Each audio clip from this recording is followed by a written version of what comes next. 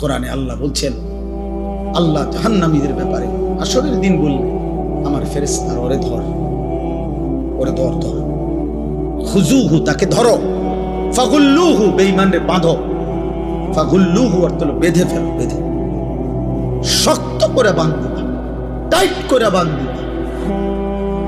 আচ্ছা কেমনে বাঁধ দিবে জানেন? বলি ওই ভাই শুনবা, তাফসীরের মধ্যে আছে, কেমনে বলবো এটা? ওফ,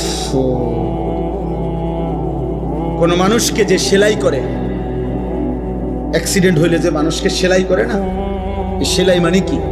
সেলাই মানে হলে এই সুই দিয়া সুতা গোস্ত সহ এরপরে উঠায় উঠায় বাঁধে, এটারই তো কয় সেলাই। 3টা সেলাই লাগছে, 5টা সেলাই লাগছে কয় না? খোদার কসম তাফসীরে লিখছে, নাফরমানকে ফেরেশতা এইভাবে, যেভাবে চামড়া সেলাই করে অ্যাক্সিডেন্টের রোগীর সুই দিয়া সুতা দিয়া, এইভাবে সেলাই করে করে বাঁধে।